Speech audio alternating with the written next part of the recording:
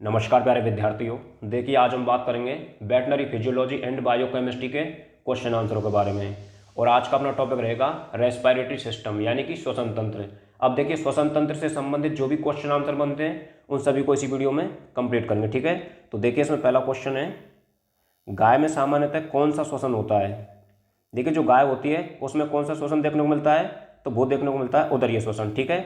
अब उदरीय श्वसन क्या होता है? उदरीय श्वसन का मतलब होता है यानी कि श्वसन के टाइम पर जो स्पष्ट गतिशीलता दिखाई देती है ना, वो किस में दिखाई देती है? उदर में दिखाई देती है, एब्डोमेन में दिखाई देती है। तो जितने भी रुमंती जानवर होते हैं उन सभी में कौन सा श्वसन दिखाई देता है? उदरीय श्वसन, ठीक है। अब देखिए बच्चे श्वसन क्या होता है? बच्चे श्वसन का मतलब होता है कि श्वसन के टाइम पर जो स्पष्ट गतिशीलता दिखाई देती है वो थोरैक्स में या बच्चे में दिखाई देती है, और इसमें आ जाते हैं कुत्ता और बिल्ली, ठीक है। फिर एक आता है बच्चीय और उदरीय यानी कि थोरैको एब्डोमिनल रेस्पिरेशन। तो ये जो देखने को मिलता है वो किस में देखने को मिलता है? घोड़ा, गधा और खच्चर में देखने को मिलता है, ठीक है। तो अपने पहले क्वेश्चन का आंसर क्या हो जाएगा? बी हो जाएगा, ठीक है। देखिए दूसरा क्वेश्चन है, बच्चीय श्वसन सामान्यतः किस जानवर में होता है। तो बच्चीय श्वसन हमने बात की थी किस में देखने को मिलता है? कुत्ता और बिल्ली में। तो आंसर क्या हो जाएगा? ए हो जाएगा, ठीक है। देखिए तीसरा क्वेश्चन है, सामान्य श्वसन कहलाता है। सामान्य किसको बोलेंगे? यूपनिया को बोलेंगे, ठीक है। देखिए अगला क्वेश्चन है, श्वसन का पूर्णतः बंद होना क्या कहलाता है। देखिए श्वसन का पूर्णतः बंद होना क्या कहलाता है? एपनिया कहलाता है। ये का मतलब क्या होता है? यहाँ ए का मतलब होता है एब्सेंट, ठीक है। तो एपनिया कहलाएगा। देखिए पांचवा क्वेश्चन है, हाँफने वाली प्रजाति है। तो आप सभी जानते हैं कि हाँफने वाली प्रजाति कौन सी है। आप एक कुत्ते को देख लीजिए और पक्षी को देख लीजिए, ठीक है। कुत्ता तो आपने देखा होगा, ठीक है।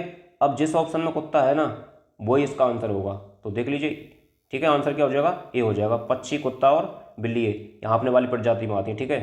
देखिए छठवां क्वेश्चन है, प्रजाति जिसमें पसीना ज़्यादा आता है, आप बताइए। देखिए घोड़ा होता है उसमें पसीना ज़्यादा आता है ना, ऊँट में भी ज़्यादा आता है, और मानव इसमें शामिल कर ही लिया है, ठीक है ना।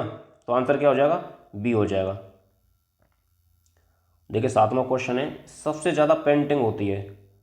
सबसे ज़्यादा पेंटिंग कहाँ होती है बताओ? अरे पेंटिंग का मतलब है हाँफना, और पेंटिंग सबसे ज़्यादा किस में देखने को मिलती है? पक्षी में देखने को मिलती है। अगर जानवर की बात होती तो यहाँ पर कुत्ता आ जाता, ठीक है। देखिए आठवां क्वेश्चन है, फेफड़ों की एल्वेलाई पिचक जाने की वजह से गैसों को आदान प्रदान बंद होना क्या कहलाता है। अच्छा क्वेश्चन है, बताओ क्या बोलते हैं उसको? एटेलेक्टेसिस बोलते हैं। क्या बोलते हैं? एटेलेक्टेसिस बोलते हैं। देखिए दोस्तों नौवां क्वेश्चन है, कुत्ते का हाँफना किसका उदाहरण है। कुत्ते का हाँफना किसका उदाहरण है बताओ? तो ये हो जाएगा पॉलीपनिया का, ठीक है। अगला क्वेश्चन है कि सामान्य अंतःश्वसन के पश्चात तेजी के साथ अंदर ली जाने वाली गैस का आयतन कहलाता है।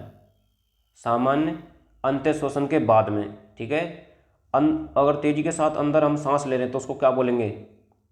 क्या बोलेंगे बताओ? आईआरबी बोलेंगे? नहीं बोलेंगे। क्या बोलेंगे? आईआरबी। और आईआरबी का मतलब क्या होता है? इंस्पायर रिजर्व वॉल्यूम, ठीक है। देखिए 11वां क्वेश्चन है, गाय का टाइडल वॉल्यूम होता है, कितना होता है? गाय का जो टाइडल वॉल्यूम होता है ना वो होता है 4 लीटर, ठीक है। देखिए 12वां क्वेश्चन है, घोड़े का टाइडल वॉल्यूम कितना होता है? ये ज़्यादा होना चाहिए ना, तो कितना होता है? 7.5 लीटर, ठीक है। देखिए दोस्तों 13वां क्वेश्चन है, वाइटल कैपेसिटी होती है। वाइटल कैपेसिटी किसको बोलते हैं? वाइटल कैपेसिटी बोलते हैं एक तो inspire reserve volume plus tidal volume plus expire reserve volume, इन तीनों को मिलाकर क्या बोलते हैं? वाइटल कैपेसिटी बोलते हैं। तो आंसर अपना सी हो जाएगा, ठीक है। देखिए 14वां क्वेश्चन है, देखिए दोस्तों सब्जेक्ट अच्छा है ना, ये पढ़ने लायक सब्जेक्ट है। एक्सटेंशन एलपीएम उनकी तरह नहीं है, तो इसको नहीं थोड़ा सा समझ के पढ़ना है ना। देखिए 14वां क्वेश्चन है, सामान्य अंतःश्वसन में काम में ली जाने वाली गैस का आयतन कहलाता है, क्या कहलाता है? सामान्य अंतःश्वसन में, ठीक है। तो सामान्य अंतःश्वसन में हम गैस को अगर काम में लेंगे तो उसका आयतन क्या कहलाएगा बताओ? वो कहलाएगा टाइडल वॉल्यूम कहलाएगा, ठीक है। देखिए 15वां क्वेश्चन है, अंतःश्वसन को स्विच ऑफ करने वाला केंद्रक है। बहुत अच्छा क्वेश्चन है, बताइए इसका आंसर क्या होगा? अंतःश्वसन को स्विच ऑफ करने वाला, तो वो हो जाएगा न्यूमोटैक्सिक सेंटर हो जाएगा, ठीक है। आंसर क्या हो जाएगा? सी हो जाएगा। देखिए दोस्तों 16वां क्वेश्चन है, घोड़े में कौन सा श्वसन देखने को मिलता है। ये आ गया ना क्वेश्चन, बताया था घोड़े में कौन सा देखने को मिलता है। देखो घोड़े में देखने को मिलता है थोरैको एब्डोमिनल रेस्पायरेशन, यानी कि जिसमें बच्चे और उदर दोनों में स्पष्ट गतिशीलता देखने को मिलती है। आंसर क्या हो जाएगा? सी हो जाएगा। ठीक है, देखिए 17वां क्वेश्चन है, रक्त में CO2 की मात्रा का घटना क्या कहलाता भाई? CO2 की मात्रा का घटना क्या कहलाएगा? बताइए। नहीं पता? अरे हाइपोकैप्निया कहलाएगा। ठीक है, देखिए 18वां क्वेश्चन है, श्वसन मार्ग में उपस्थित वायु की मात्रा जो फुफ्फुसीय गैस बिन में पल्मोनरी गैस एक्सचेंज में भाग नहीं लेती है क्या कहलाती है? वो कहलाती है डेड स्पेस। ठीक है, देखिए 19वां क्वेश्चन क्या करा है? 19वां क्वेश्चन कह रहा है कि प्राकृतिक श्वसन बंद होने की स्थिति में या ठीक से सांस ना ले पाने की स्थिति में पशु को सांस लेने में सहायता करने के लिए बाहरी उपायों का उपयोग करना क्या कहलाता है? कृत्रिम श्वसन कहलाएगा या क्या कहलाएगा? बताओ क्या कहलाएगा? कृत्रिम श्वसन ही कहलाएगा वो तो। ठीक है, देखिए 20वां क्वेश्चन है, निम्न में से कृत्रिम श्वसन की तकनीक माउथ टू माउथ रेसुटेशन, ठीक है, वैग valve mask ventilation, mechanical ventilation, उपरोक्त सभी। आंसर क्या जाएगा? आंसर जाएगा उपरोक्त सभी। ये सभी क्या है? कृत्रिम श्वसन की तकनीकें। ठीक है, देखिए 21वां क्वेश्चन है, फेफड़ों के विभिन्न आयतन एवं क्षमताओं को मापने की विधि परीक्षण क्या कहलाती है? क्या कहलाती है? स्पायरोमेट्री कहलाती है। क्या कहलाती है? अरे सही है, बिल्कुल। क्या कहलाते हैं उसको? स्पायरोमेट्री बोलते हैं। ठीक है, देखिए 22वां क्वेश्चन है, फेफड़ों के विभिन्न आयतन एवं क्षमताओं को मापने के लिए उपयुक्त उपकरण है। ये वही क्वेश्चन है, दोबारा से रिपीट क्वेश्चन है, बताओ क्या होगा? फेफड़ों के विभिन्न आयतन और क्षमताओं को मापने के लिए प्रयुक्त उपकरण पूछ रहा है। ये क्या पूछ रहा है? उपकरण पूछ रहा है। तो उपकरण तो हो जाएगा स्पायरोमीटर। ठीक है, उपकरण क्या हो जाएगा? स्पायरोमीटर। और परीक्षण की जो विधि होगी वो क्या कहलाएगी? स्पायरोमेट्री कहलाएगी। समझ रहे हो? ठीक है, देखिए 23वां क्वेश्चन है, स्पायरोमीटर का उपयोग करके फेफड़ों की क्षमताओं एवं आयतनों का ग्राफ के माध्यम से प्रदर्शन करना क्या कहलाता है? अब बताओ, थोड़ा सा घुमा दिया ना, तो वो क्या कहलाता है? स्पायरोग्राम कहलाता है भाई। ठीक है, ये तीनों क्वेश्चन ध्यान रखना है। ये जो इलेक्ट्रोकार्डियोग्राम बनता है ना, उसी से ये। ठीक है, तो उसको क्या बोलेंगे? स्पायरोग्राम बोलेंगे। ग्राफ के माध्यम से दर्शा रहे हैं ना। 24वां क्वेश्चन है, रक्त में ऑक्सीजन की मात्रा कम होने से त्वचा का नीला पड़ना क्या कहलाता है? बहुत अच्छा क्वेश्चन है, बताओ। ब्लड में जब किसकी कमी आएगी? ऑक्सीजन की कमी आएगी तो त्वचा होती है वो नीली पड़ जाती है। उसको क्या बोलते हैं? साइनोसिस बोलते हैं। क्या बोलते हैं? साइनोसिस बोलते हैं। ठीक है, ये हाइपोक्सिया की स्थिति में होता है। ऊतकों को कम ऑक्सीजन आपूर्ति होना क्या कहलाता है? ऊतकों को ऑक्सीजन कम मिल रही है तो कम को क्या बोलते हैं? हाइपो बोलते कि नहीं बोलते, है ना। और ऑक्सिया का मतलब ऑक्सीजन, तो आंसर क्या हो जाएगा? हाइपोक्सिया। और एनऑक्सिया का मतलब तो बिल्कुल भी नहीं मिलेगी, ऑक्सीजन एब्सेंट हो जाएगी। ठीक है, समझ पा रहे हो? तो आंसर क्या हो जाएगा 25 में का? ए हो जाएगा। देखिए 26वां क्वेश्चन है, रक्त में ऑक्सीजन की मात्रा कम होना क्या कहलाता है? हाइपो, मतलब ये निम्न में से असत्य कथन है। असत्य कथन देखना है। रक्त में ऑक्सीजन की मात्रा कम होना हाइपोक्सीमिया। सही है। अब एक बात का ध्यान रखना है आपको, जहाँ ये मियाँ शब्द आ जाए ना दोस्त, मियाँ शब्द आ जाए तो समझ लो हम बात किसकी कर रहे हैं? रक्त की बात कर रहे हैं। ठीक है, ये छोटी छोटी चीज़ें आपको ध्यान में रखनी है। देखिए दूसरा ऑप्शन है इसमें, ऊतकों को ऑक्सीजन की आपूर्ति बंद होना, एपनिया। एपनिया नहीं है, ये गलत है। ऊतकों को ऑक्सीजन की आपूर्ति बंद होना एपनिया नहीं कहलाएगा दोस्त, एनोक्सिया कहलाएगा। क्या कहलाएगा? एनोक्सिया। समझ पा रहे हो? तो 26 में का आंसर क्या हो जाएगा? बी हो जाएगा। ठीक है, इसको एपनिया नहीं बोलेंगे। एपनिया का मतलब क्या होता है? श्वसन का बंद होना होता है। समझ पा रहे हो ना? ऊतकों को ऑक्सीजन की आपूर्ति बंद होना क्या कहलाता है? एनोक्सिया कहलाता है। ठीक है, एनोक्सिया, ऑक्सीजन तो ऑक्सिया। ठीक है, ये हो जाएगा एनोक्सिया। देखिए 27वां क्वेश्चन है, जब हमको आंसर मिल गया तो औरों को क्या देखना। श्वसन दर एवं श्वसन की गहराई का बढ़ना क्या कहलाता है? श्वसन दर एवं श्वसन की गहराई का बढ़ना, बताओ क्या कहलाएगा? हाइपर। हाइपर का मतलब अधिक। ठीक है, हाइपर, हाइपरनिया हो जाएगा। ठीक है, देखिए 28वां क्वेश्चन है, श्वसन दर का बढ़ना एवं श्वसन की गहराई का कम होना क्या कहलाता है? पोलिपोनिया कहलाएगा। क्या कहलाएगा? पोलीपोनिया, ठीक है। देखिए दोस्तों 29वां क्वेश्चन है, श्वसन में परेशानी होना क्या कहलाता है? डिस्फोनिया कहलाता है। श्वसन में परेशानी होना क्या कहलाएगा? डिस्फोनिया, यानी कि दिक्कत आ रही है ना, जब डिस आ जाए ना, डिस शब्द, डिस का मतलब क्या होता है? कठिनाई, ठीक है, कठिनाई। अब जिसमें कठिनाई होगी वो पीछे लिखा होगा, पोनिया तो इसका मतलब श्वसन, ठीक है, डिस्पेनिया हो जाएगा। 30वां क्वेश्चन है, अंत्य श्वसन के संदर्भ में असत्य कथन। देखिए अंत्य श्वसन में, इसमें वायु फेफड़ों के अंदर जाती है ना, ये निष्क्रिय प्रक्रिया है। अरे नहीं, अंत्य श्वसन तो यार सक्रिय प्रक्रिया है, ये गलत बता रहे हो तुम यार। अंत्य श्वसन क्या है? सक्रिय प्रक्रिया भाई, तो आंसर क्या हो जाएगा? ये गलत है, ठीक है। अरे सांस लेने में एनर्जी वेस्ट होती है कि नहीं होती? छोड़ने में होती है क्या? नहीं होती, लेकिन लेने में एनर्जी की जरूरत पड़ती है भाई। देखिए अगला क्वेश्चन है, बाह्य श्वसन के संदर्भ में सत्य कथन। देखो इंटरनल इंटरकोस्टल मसल में संकुचन होता कि नहीं होता? होता है। डायफ्राम में शीतलन होता है, बिल्कुल होता है। इंटरनल इंटरकोस्टल मसल में शीतलन एवं डायफ्राम में संकुचन होता है, नहीं होता, ठीक है, नहीं होता। आंसर क्या हो जाएगा? डी होगा, यानी कि अपने ए और बी सही है। देखिए 32वां क्वेश्चन है, अंत्य श्वसन प्रक्रिया है जबकि बाह्य श्वसन प्रक्रिया है। हाँ बहुत अच्छा क्वेश्चन है, तो अभी हमने बात की थी। देखो अंत्य श्वसन कैसी प्रक्रिया है? सक्रिय प्रक्रिया है कि नहीं है ना? तो आंसर क्या हो जाएगा? सक्रिय प्रक्रिया। और बाह्य श्वसन क्या है? निष्क्रिय प्रक्रिया, तो आंसर ए हो जाएगा अपना, ठीक है। देखिए 33वां क्वेश्चन है, अंत्य श्वसन की प्रक्रिया में सम्मिलित मांसपेशी, बताओ कौन सी मांसपेशी सम्मिलित होती है?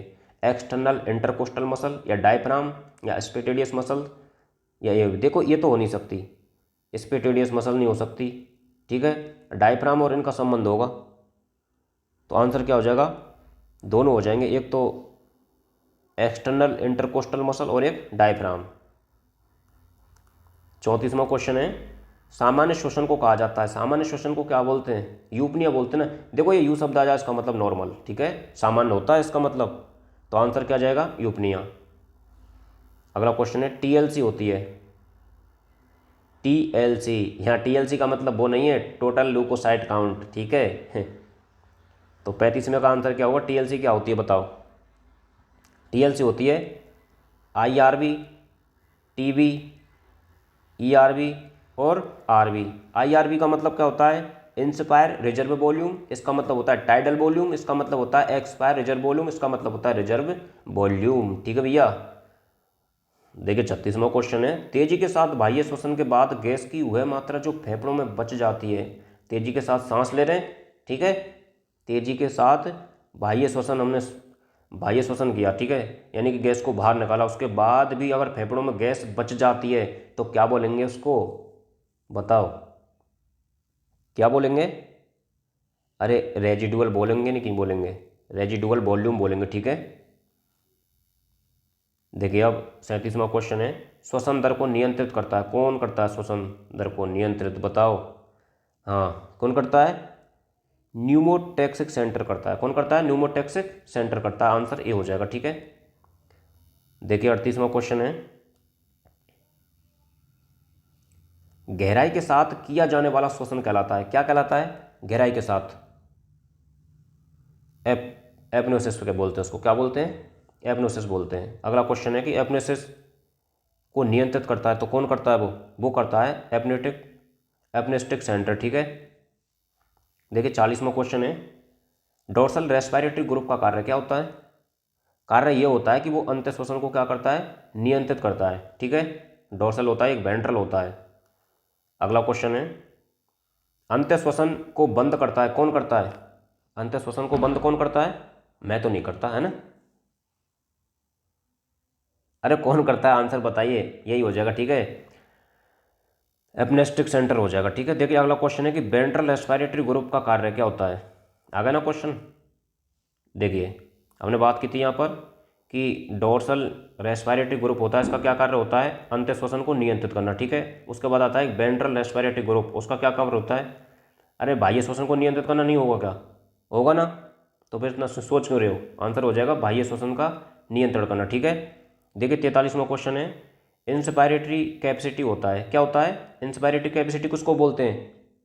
अरे इसी को बोलते हैं टाइडल वॉल्यूम और इंस्पायर रिजर्व वॉल्यूम, दोनों को मिलाकर क्या बोलते हैं? Inspiratory capacity. ठीक है, देखिए 44वां क्वेश्चन है अपना कि वायु का फेफड़ों से बाहर जाना कहलाता है। क्या कहलाता है? अरे बाह्य श्वसन होगा कि नहीं होगा? अरे जब वायु फेफड़ों से बाहर जा रही है तो क्या बोलेंगे?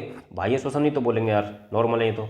देखिए 45वां क्वेश्चन है, ऑक्सीजन का अधिकांश संचरण किस अवस्था में होता है? ऑक्सी हीमोग्लोबिन की अवस्था में होता है, इसमें कोई पूछने की बात। किस अवस्था में होता है? ऑक्सी हीमोग्लोबिन, ऑक्सीजन के साथ ज़्यादा हीमोग्लोबिन की मैच खाती है। ठीक है, ये दोनों उनकी आपस में मामला ठीक है, तो ऑक्सी हीमोग्लोबिन आएगा ना, आंसर आएगा। ठीक है, अच्छी बनती है इनकी। देखिए अगला क्वेश्चन है कि अधिकांश कार्बन डाइऑक्साइड का संचरण किस अवस्था में होता है? बताओ, कार्बन डाइऑक्साइड का जो संचरण होता है वो किस अवस्था में होता है? बाइकार्बोनेट आयन की अवस्था में होता है। ठीक है, देखिए 47वां क्वेश्चन है कि कितने प्रतिशत कार्बन डाइऑक्साइड का संचरण कार्ब अमीनो हीमोग्लोबिन के रूप में होता है? कार्ब अमीनो हीमोग्लोबिन के रूप में कार्बन डाइऑक्साइड का कितना प्रतिशत संचरण होता है, ये पूछ रहा क्वेश्चन। तो क्वेश्चन हो जाएगा अपना कौन सा? 23%। ठीक है, आंसर क्या होगा? 23%। देखिए दोस्तों एक मिलान का क्वेश्चन है, इसको भी हम देख लेते हैं। देख लें, कोई दिक्कत तो नहीं है, लेट तो नहीं हो रहे? कोई बात नहीं, देख लेते हैं। देखिए बहुत अच्छा क्वेश्चन है। ऑक्सी हीमोग्लोबिन, ऑक्सी का मतलब O2 और हीमोग्लोबिन को क्या बोलते हैं शॉर्ट में? Hb। ठीक है, तो ऑक्सी हीमोग्लोबिन क्या हो जाएगा? HbO2। कोई दिक्कत नहीं है ना? देखिए दूसरा क्या है? मैट हीमोग्लोबिन, मैट हीमोग्लोबिन, तो मैट हीमोग्लोबिन में क्या आ जाएगा? मैट हीमोग्लोबिन करवाता है जब हीमोग्लोबिन के साथ क्या मिल जाता है? नाइट्रेट। क्या मिल जाता है? नाइट्रेट। और कार्बोक्सी हीमोग्लोबिन क्या होगा फिर? कार्बोक्सी हीमोग्लोबिन, अरे कार्बोक्सी ये रहा ना, तो ये हो जाएगा कार्बोक्सी हीमोग्लोबिन। बचा क्या? Carb amino haemoglobin, carb amino haemoglobin ये रहा, जो CO2 का क्या करता है? परिसंचरण करता है भाई। ठीक है, तो ये अपने यहीं कंप्लीट होते हैं भाई। ठीक है, जो भी टॉपिक होगा आगे, जो भी वीडियो होगी उसको अब जल्दी ही आपको मिल जाएगी। तब तक के लिए थैंक यू। ठीक है, ठीक है बीड़ू, समझ पा रहे हो ना?